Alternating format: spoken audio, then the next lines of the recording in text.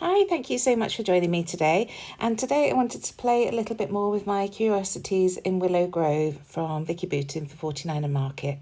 So I printed out this photo from last Friday. The kids and I took Mum and Dad to Partridge Lakes, which Mum had seen about on Facebook. She'd seen they had a nice cafe. It's only in Colchester, which is part of Warrington, so 6 miles away. So we popped down there for lunch. It was very nice, and I took a picture of this of Mum and Dad and the kids at one of the lakes. It's called Partridge Lakes because it's full of lakes that people go fishing in, but they have a really nice cafe as well. So I've pulled out some 49 and Market inks that I think work really nicely with this collection. I was just using this 6x8 pad for reference, you will have seen there, to choose my colours. So the first brownie colour that I'm using is Fossil, and I've also pulled out Just Peachy, Daffodil, Rainforest and Green Jean. So I'm using the Hey Little Magpie brushstroke stamps for this to create some strips down behind my photo. This is quite a long video, so please bear with me, but I wanted to leave as much of the process in as possible without boring you, just so that you could see what I'm doing. So first of all, I'm creating strips long enough that they fit behind the photo. So 2 stamps of each of the stamps. These stamps I created smaller because I wanted you to be able to use them individually or use them like this and double them up.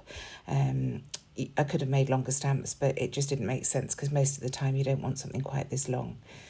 So just going through with each of the colours and trying not to overthink it and just adding the strips down. And you can see sometimes I'm turning the stamp around so that the image is 180 degrees through the other way. So it's top to bottom and bottom to top, so to speak.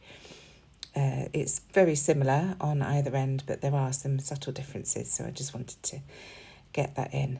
And you can see here some of the colours I'm overlapping as well because I really like the look of that with these inks because they're opaque but they do still have some transparency. The colours look really fantastic when they're overlapped like this. So some of the inks I'll add a couple of strips and some of them I'll just add one. Like I say, I'm just trying not to overthink it and just go for it to create a mat wide enough to sit the photo on. And make sure that I've got all of those colours in there.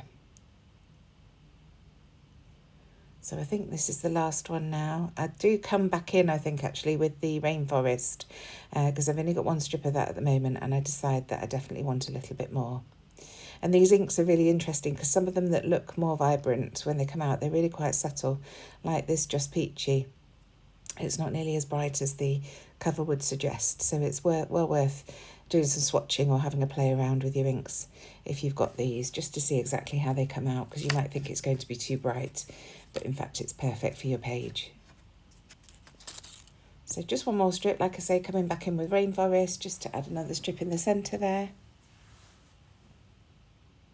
And I'm going quite low with this one. I want to make sure that a lot of the page is covered with these strips, and I am going to come in with some other textures. This is just the first layer on the page. So just one more at the end here.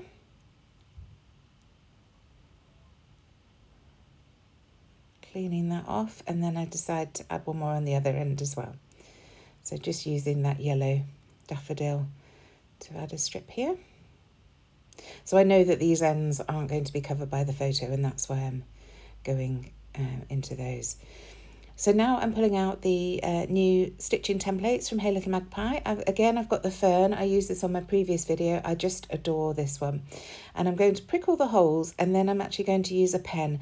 I was chatting to Liz, I don't know whether you're watching Liz, our crop, and just saying if you don't want to stitch, if you really don't enjoy stitching, you get almost the same look by using the stitch stencil and then just using a black pen and joining the dots to create the stitch lines. It does create a really nice look actually on the page. So I've done the fern there, and looking at the final layout, is almost completely covered up, of course. And then I'm going to add it down this side as well. I do use the ruler to help me decide exactly where the lines are going to go. So I look at the pattern on the ruler with the edge lines so that I can see how to draw my lines with my pen. So I've just cut a little bit out there because you didn't need to see me doing it all. But here I am just adding those V's all the way along. And turn the paper as well just to make it easier. So there we go, that's that strip. And then I'm going to pull out the, which one did I use? The herringbone, which is my absolute favourite. Now this one I definitely recommend that you follow the lines, because it can be a little bit confusing when you get your pen and look at the holes and think, now what was I doing? So it is furthest to furthest hole, if that makes sense. You'll see if you've got the ruler what I mean, but it's an absolutely beautiful stitch and very quick to add to the page. So I've added it along that fossil ink there, and then I'm going to add it again here. So just pricking all the holes, and you'll see I've added lines longer than the ruler itself. You can just match up the holes and keep it going. It's like a continual pattern. So for my next layer, I want to add some of our In Stitches stamps. So I'm just using the straight running stitch first of all with my archival ink, and I'm just going to run that down the page, again overlapping the ends of the inking. So I need to do a double line. I'm not too bothered about where it meets in the middle, because the photo is going to cover that, so that's absolutely fine. And I'll add that again. And then I'm going to switch that one out for the cross stitch stamp, and again using the archival ink, just adding that. And once again it'll have to overlap, it's not quite long enough for what I want, so just adding that, and then the overlapped bit will be covered by the photos. So now I want to blend out those colours a little bit. They're very blocky at the moment, so I'm just coming in with the same inks and some water. I tried with the ink pad, but it just wasn't bright enough, so I'm going to use the re-inkers and water those down. And just using a small paintbrush, I'm just going to blend out those ends and some of the stamping as well. We're out with it in front of a lake, so I wanted the sort of watercolory look that you get from doing this, obviously, because we're in front of a body of water. So blending out the edges and then adding some splatters with each colour. So I started off with the daffodil. I will come back in with that because I've missed that strip at the end. I think sometimes I get so involved in looking at the minutiae of the layout that I miss things, and then realise once I sort of take a step back and have a look. So going in with the green jean now, which probably was a little bit of a mistake. I should have done the lighter colours first, because this really did colour up my water an awful lot. But I coped. So just cleaning up each time and then coming in with the next one. So this one's the Just Peachy. And I decided to use my water spray for that one, so I didn't contaminate it with the green. It's a very pale colour, this one. So just adding that, and then those splatters. And it does take a little bit of time, this, and then I had to walk away to leave everything to dry, but I think it's well worth it. I really love the overall effect at the end. It's just creating a really nice background for the photo to sit on. So here's the rainforest. This is quite an intense colour. So I'm just adding the splatters first, and then I think I'll water it down a little bit more to come in, yeah. And just blend out those edges. And I also wanted to blend out to the sides as well. And it just takes a little bit of time, because I didn't want those pointy edges from the paintbrush. So just blending and adding a bit of water and adding a bit of ink. And then I realised that there was another strip that I'd missed, or two strips in fact, so just going back in with those. And I decide that I definitely need a little bit more, so just coming back in with that re-inker. I don't like waste, so I try not to use too much, but you will have seen that green jean, I barely needed any, so there's plenty left over that I had to get rid of. And then this one I just needed to add a little bit more.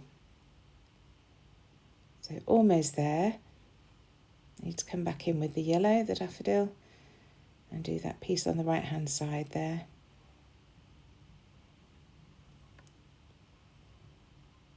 And like I say, when I look at this finished layout, it's well worth all this effort.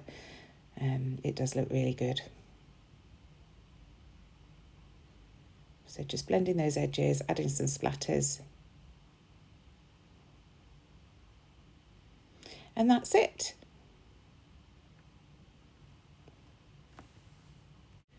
So now I'm bringing my photo back in. I've just printed it 4x6. I've not done anything fancy. So I'm just adding it to a scrap white piece of card just to create that thin border around the edge. Because the background's so busy, I just wanted to create some definition between the two. So there it is. And now I'm coming in with my 6x8 papers, and I just wanted to add a layer of papers on top of some of those strips. So again, not overthinking it, just going through, and as soon as I find one that I like the look of, I'm just tearing a very thin 8-inch strip, and then distressing the edges just to get rid of some of that whiteness from the torn edge, and then sticking that down.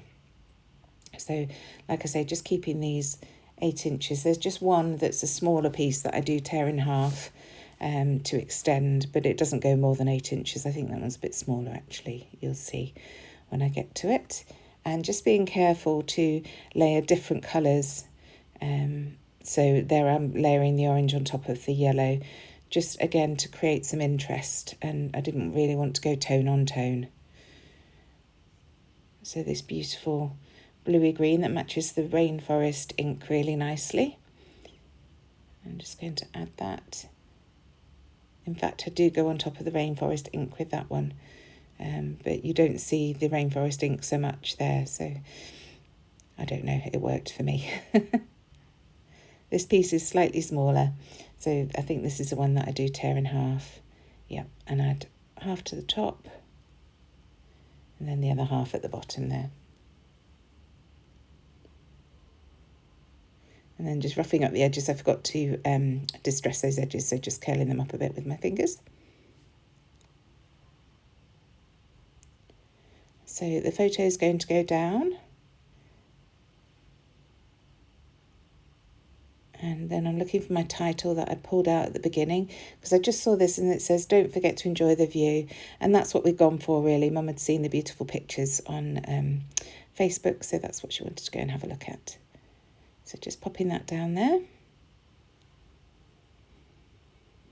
And then I've got that little piece left over, so I decided just to add that to the layout as well, because it would have definitely gone in the bin, because where it had been torn, it was quite curly. So I just add it to this left-hand side here. And even that piece that I'd torn off the bottom, I do decide to tuck in the bottom underneath the title as well, just because it looked a bit blank without it. So just lining it up as if it was one continual piece there. So now I'm coming into the rub-ons, just to add a different layer again, and I'm going to add one to the left-hand side and one to the right-hand side. So this first piece is going on the left. I try it on the right, but decide that I want to add it to the left. And it really sort of finishes off those strips nicely. By the time I've added my cluster over the top of that, I want to add my journaling to the left here. So I'm thinking about things that I want to add. And look at me, I couldn't even be bothered to find my stick for the rub-ons, so I'm just using the end of my pokey tool. Honestly, I laugh at myself at how lazy I can be sometimes. So here's the other piece that I'm going to add to the right, and this has got the pinky purple in it, which I don't have anywhere else on the layout just yet, but you can pull out those colours in the photo, so I wanted to introduce that and add some other embellishments that match that colour. So just adding that to the right. And again, it's just, like I say, a different layer, a different texture that's added to the layout. So pull out the laser cuts, but then decide that first of all I really want to find my journaling spot. So I go into the journaling pieces and start layering up bits from this. First of all, that circle, I'm thinking that's not really big enough to have my journaling to, but it works as a base of a cluster. And then this is the piece that I'm going to journal onto. I love this. I just love that pink. It's really pretty and perfect for journaling on. So I'm going to tuck that in there, and then I'll add that circle piece back on top. Well, it's oval, isn't it? And then I just wanted something to start the little cluster there. So one of these maple leaves looks really nice. And then I spotted this banner that says "These Simple Things." So I wanted to add that because it is just the simple things in life sometimes, isn't it? Taking your parents for lunch or going out for an hour. It wasn't a big event, but I still wanted to document it. So just getting all these glued down now. I haven't tucked that pink one in quite enough, so just fiddling a bit with that. And at this point, I was too lazy even to get my wet glue out, even though it's on my desk. Just the effort of taking the lid was obviously too much for me. So I'm trying with my ATG, but you'll see later I do bring it in. It's just I need it for something.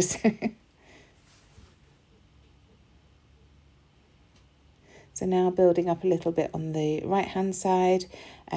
First of all, this bulldog clip I thought would be nice to add to that journaling spot. So I'm just going to pop that up there.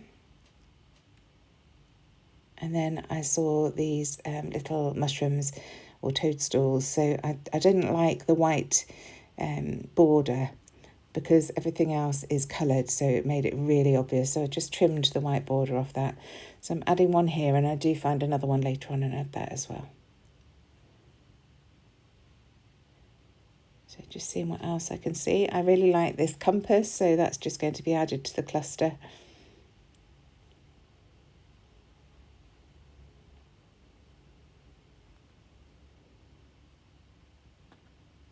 And then looking to see what else I can find. I do love these maple leaves, so I do end up adding some more of those. I think about this little word phrase, but I decide against it. So I found a tab to add my date to at the top there. And I'm just going to layer up some of the maple leaves behind it. So there's that lovely burgundy again, sort of burgundy pink. So that's going to go down. And then I find a yellow one that's slightly larger to layer behind that. And it still looks bare once that's in place. So I look through and find a moth. And once again, I wanted to cut off the white edges on it because it was just too stark against the colours of those leaves. This is the moth here. So you'll see I just spend a little bit of time just trimming off that white edge. And then I'm going to add foam pads to both of the wings. And this is where I need my Nuvo Deluxe adhesive. So I do unscrew that lid. Honestly, is anybody else like me? Why is it so much effort sometimes just to take the lid off a glue? It's crazy.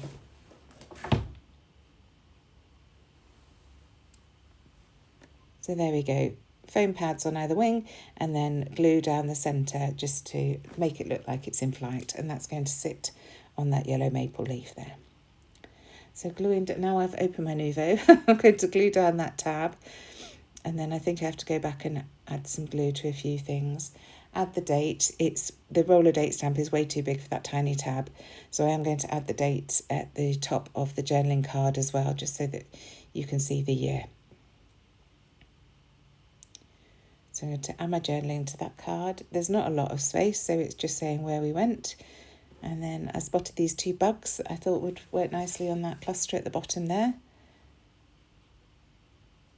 And at this point, I'd forgotten that I pulled out a few wood pieces and a ribbon loop from a previous Hey Little Magpie embellishment kit. So I do go back to that in a second. So there I am gluing that mushroom or toadstool down. And then here's the second one that I mentioned that I'd found. So just trimming the white border off that again. And then I'm going to add a foam pad to the top just to raise it up a little bit and create some interest on the page. It's a relatively flat page for me, but I did want a little bit of dimension on there. So I found this number strip and I'm going to tuck it behind so that the number 5 is showing, because there were 5 of us on this trip. Ross was at work. So I'm just going to glue that down and hide the 6 and 7. So that's all that down, and this is where I find the little bits that I pulled out of my stash. So here's that lovely ribbon loop. I think this was in maybe the October Hey Little Magpie embellishment kit. I love these. I just like the texture that they add to a page. So just gluing that down. The colours work perfectly. And then I've got this Remember These Moments wood piece. This is from the Valentine's collection of wood and acrylic. You'll see it all on the website. So just adding that. And then I also pulled out 2 wood chevrons. So think about adding them on that side. They would have looked nice there, but I decided to point to the title. I just think it looks more balanced there. And once those are down, that's pretty much the layout done. So I want to thank you very much for joining me. Please give this a thumbs up if you enjoyed it, and I shall see you again soon. Bye.